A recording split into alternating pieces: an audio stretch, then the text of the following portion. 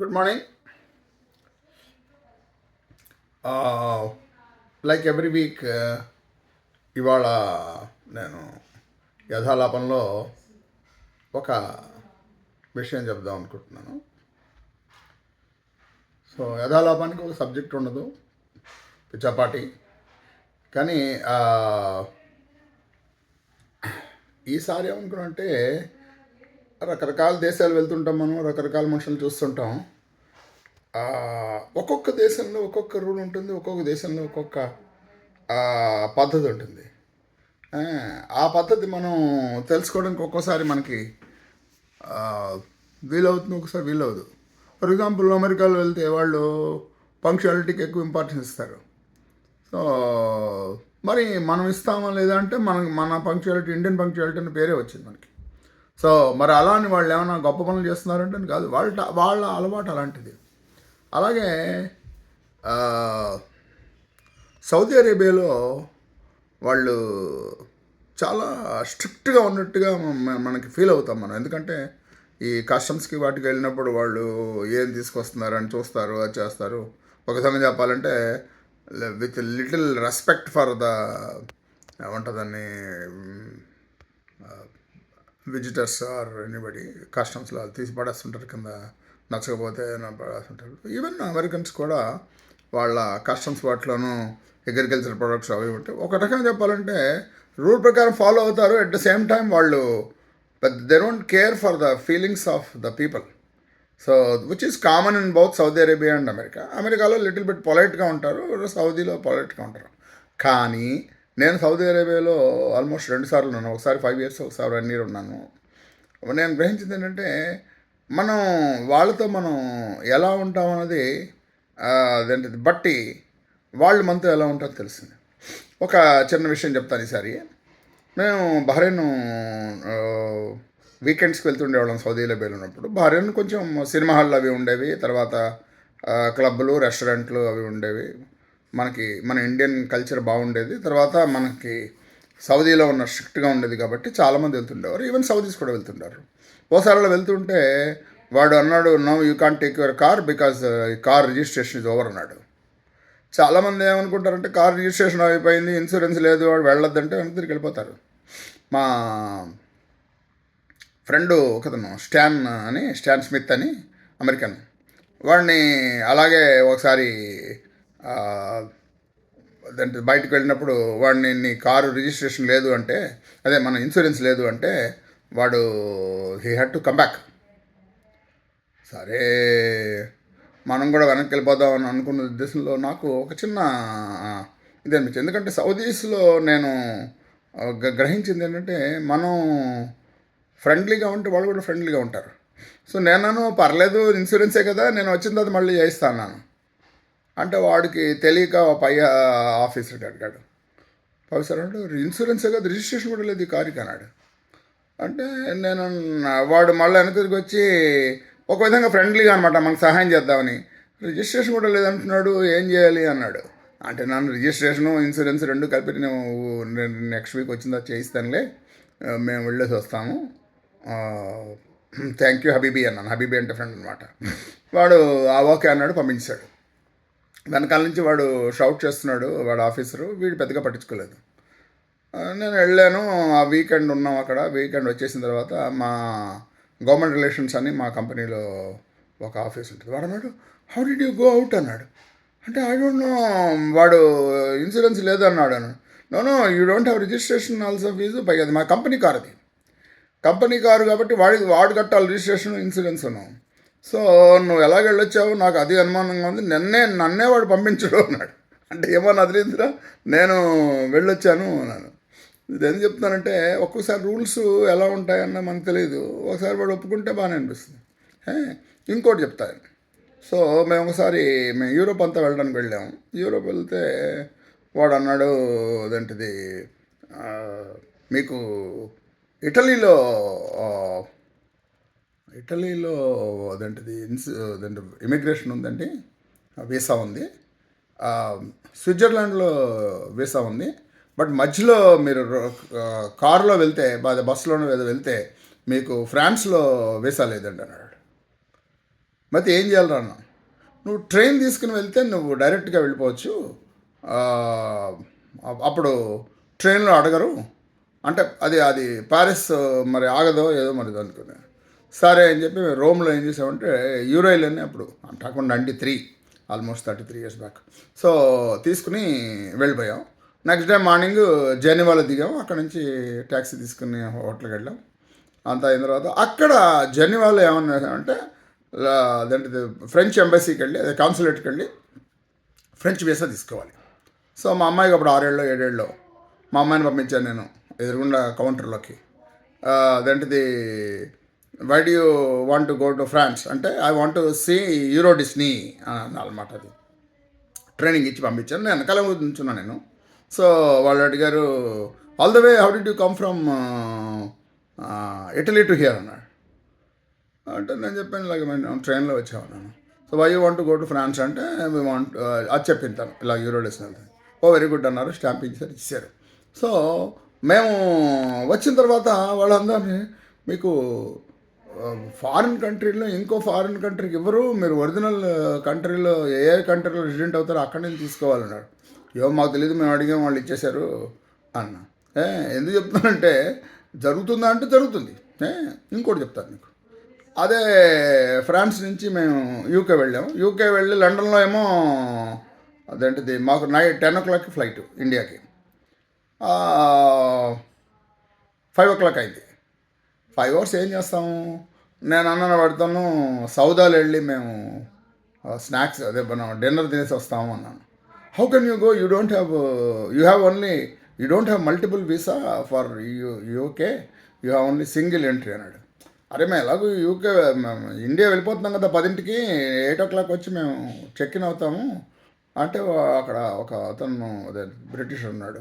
Okay keep your passports here and you can go and come back అన్నాడు. So వెళ్ళి నేను dinner చేసి వచ్చేసాము. వచ్చాం. వచ్చిన తర్వాత వాడు అంటాడు how could you go leaving the passports here, you cannot, that is not a rule అన్నాడు. ఏమో నాకే తెలుసు మీరు ఎయిర్పోర్ట్లో ఇక్కడ పెట్టమన్నారని చెప్పాను. So what I'm telling is how the rules are there and how the rules are followed అన్నది డిపెండ్స్ ఆన్ ఇది. అందువల్ల ఈ సౌదీ అరేబియాలో అది ఇది ఇంకొక విషయం చెప్తాను. ఇవన్నీ ఇమిగ్రేషన్ సంబంధించి. రోజు నేను చెక్ ఇన్ అయిపోయాను. తర్వాత మా మిస్సెస్ చాలాసేపు వాడు ఆపుతున్నాడు. ఎందుకు ఆపుతున్నాడు అని చెప్పి నేను అదంటే వెయిట్ చేసి అంతా అయిన తర్వాత తనకి స్టాంప్కి ఇచ్చిందో వచ్చాను. అంటే అన్నాడు ఇదే పాస్పోర్ట్ నెంబర్ మీద ఇదే పేరు మీద ఒక మనిషి ఆల్రెడీ సౌదీ అరేబియాలో ఉందండి. సో మరి అది ఫేక్ అని మాకు తెలుసు, ఎందుకంటే మీ వైఫ్ మీ క్వాలిఫికేషన్ మేము చూసాం కదా మేము. మరి ఇలా కూడా జరుగుతున్నాను, ఇలా కూడా జరుగుతుందండి. మీరు ఎప్పుడైతే పాస్పోర్ట్ మీ దగ్గర ఉంచకుండా అక్కడికి ఉంచుతారో వాళ్ళు ఇంకోటి తీసుకుందని దాన్ని నకలు చేస్తారు. వాళ్ళు ఏ పాస్పోర్ట్ తీసుకుని వెళ్ళిపోతారు. ఇంకా మళ్ళీ వాళ్ళు బయట రావడం అన్నది అది ఉండదు కాబట్టి దానికి మళ్ళీ చెక్ చేయడం కష్టం అని అన్నారు అనమాట. సో అలా కూడా జరుగుతుంది లేదు. లాస్ట్లో ఇంకోటి చెప్పి వీసాల ప్రాసెస్ ఆపేస్తాను. ఒకసారి మేము గ్రీస్ వెళ్ళినప్పుడు నన్ను చూశాడు వాడు. చూసి వెరీ గుడ్ అన్నాడు, టక్ స్టాంప్ చేసి పంపించాడు. జనరల్గా మరి ఈ 40 countries వెళ్ళడం వల్ల అనొచ్చు, లేకపోతే క్వాలిఫికేషన్ అనొచ్చు, మిగతా ఈ కెనడియన్ ఇమిగ్రేషను యూసీ ఉండడం వల్ల అనవచ్చు. బట్ మొత్తం నాకు ఎప్పుడు ప్రాబ్లం ఉండేది కాదు వీసాల్లో వాటిలో. సో తను మా వైఫ్ని ఆపేశాడు. 15 minutes క్వశ్చన్ చేసి పంపించాడు. నేను అడిగాను ఏంటి ఇలా చేస్తున్నా అంటే she is Pakistani and your Indian కదా అన్నాడు. అదేంటో పాకిస్తానీ లేకపోతే నేను ఇండియన్, మా ఆవిడ కూడా ఇండియన్ అంటే లేదు she is wearing green dress with మన కుర్తా ఇది ఉంటుంది కదా ఆడవాళ్ళది షెర్వానీ అది.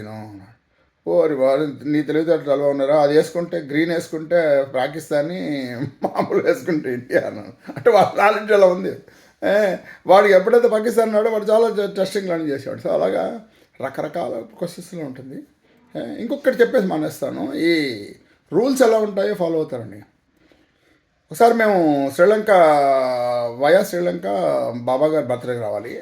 బాబాగారి బర్త్డే రావాలంటే అక్కడ బహ్రెయిన్లో మేము టికెట్ కొనుక్కుంటే ticket from there to Abu Dhabi మాకు టికెట్ లేదు. అబుదాబి టు టికెట్ కాదు, సీట్ లేదు. అబుదాబి టు శ్రీలంక ఉంది, శ్రీలంక టు చెన్నై టికెట్ ఉంది. ఎంతసేపు కూర్చొని దొరకదు. తర్వాత 80th బర్త్డేకి వెళ్తున్నాం. బాబా గారికి ప్రే చేసి నాయన మీరు అలాగా చూస్తారో మీరు వెళ్ళి రాలేదు అని అనుకున్నాం. అక్కడ అదేంటిది మన శ్రీలంకన్ ఎయిర్వేస్ దమ్మాయి దమ్మాయి కూడా లేదు, దాని పేరు ఉండే దమ్మా అన్న ఎవడో ఉండేవాడు అతను మేనేజరు. అతనికి శ్రీలంకలో వాళ్ళకి ఫ్లడ్స్ వచ్చినప్పుడు సత్యసాయి దాని నుంచి మేము ఒక కంటైనర్ ఆఫ్ ఓల్డ్ క్లోత్స్ వాళ్ళకి ఇచ్చాం. అతను బాగా తెలుసు. తను don't worry Rajasekhar I somehow I'll send you wait అన్నాడు. వెయిట్ అన్నాడు. అప్పుడు కుదరదు, అంత అన్ని ఫ్లైట్లు అయిపోయి అందరూ వెళ్ళిపోయారు, క్లోజ్ చేశాడు గేటు. డోంట్ వరీ అన్నాడు. తీసుకెళ్ళిపోయాను.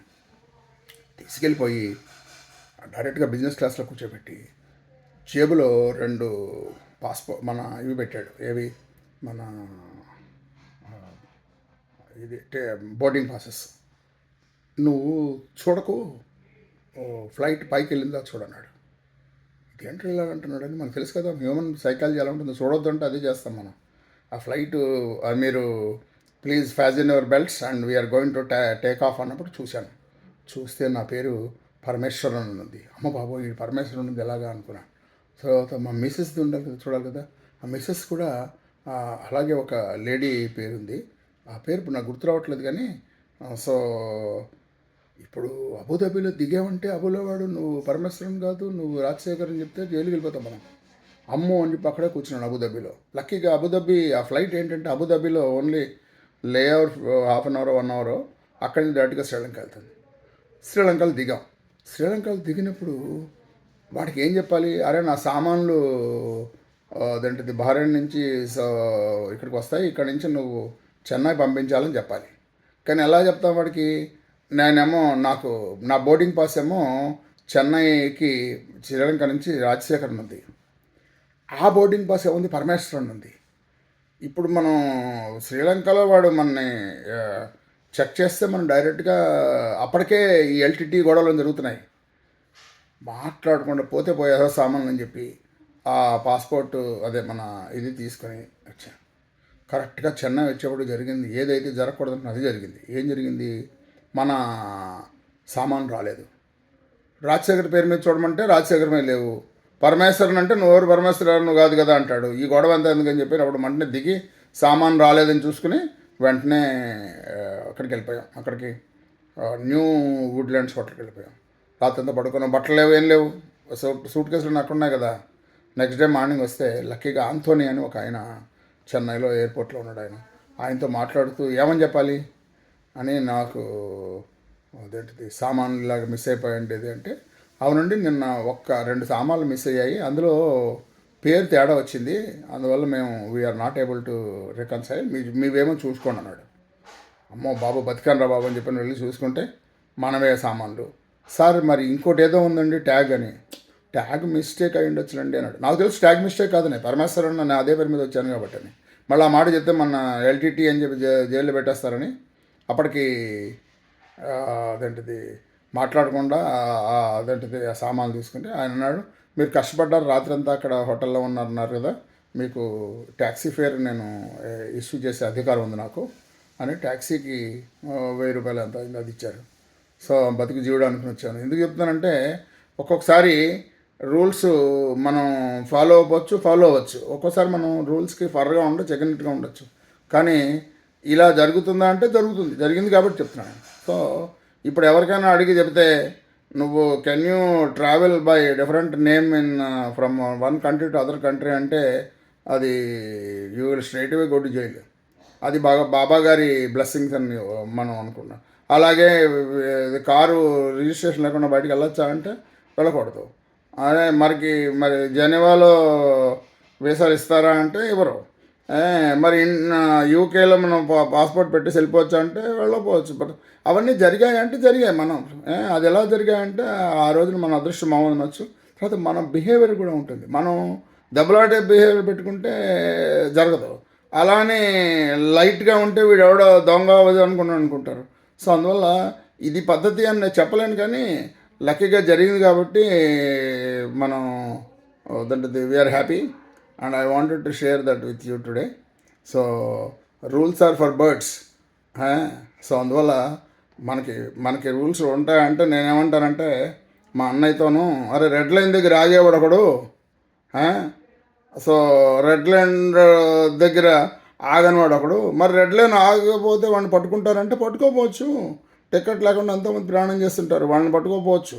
అలా అని మనం రోజు పట్టుకోరని అనుకోవడానికి లేదు. ఒకసారి జరిగితే జరగచ్చు, కానీ మన ప్రతిసారికి టికెట్ లేకుండా వెళ్తే గ్యారంటీగా మనం పట్టుకుంటారు. అందువల్ల సో విజ్ఞత ఏంటంటే అన్ని రూల్స్ ఫాలో అవ్వడం విజ్ఞత. కానీ ఒక్కొక్కసారి మనం suppose you are found out on the wrong side of the rules, కంగారు పడక్కర్లేదు, వాళ్ళని రిక్వెస్ట్ చేయొచ్చు. అండ్ కస్టమర్స్లో వాటిలో కూడా అంతే, ప్రతిసారి టెన్షన్ పడుతూ ఉంటుంది. ఇప్పుడు ఏవో చెప్తాడు, ఈ పట్టుకు రాకూడదు అంటాడు, ఈ పట్టు రావచ్చు అంటాడు. నేను అన్నీ ఇప్పుడు ఏం చెప్తానంటే, we should never fight with them, we always should tell them, బాబు నాకు ఇది ఏం చేస్తారు, మీరు కింద పడేస్తారా, బయట పడేస్తారా, పడేయండి పర్వాలేదు అని చెప్పి మనం నెమ్మదిగా వాళ్ళతో. అదే కానీ ఆర్గ్యుమెంట్ మొదలుపెట్టి ఇంకోటి ఏం చేస్తే మాత్రం వాళ్ళు మనని సస్పెక్ట్ చేస్తారు. అందువల్ల take it that way and follow the rules, comply the rules and pray to God and hope for the best. ఇవాళ పిచ్చా పార్టీలో మరి దీని టైటిల్ ఏం పెడతా తెలియదు, కానీ సైనింగ్ ఆఫ్ రాజశేఖర పాలప్ప కూడా రూల్స్ ఫాలో అవ్వాలని చెప్తాను, కానీ బట్ కొంతమందికి రూల్స్ వర్తించవు. Okay, bye.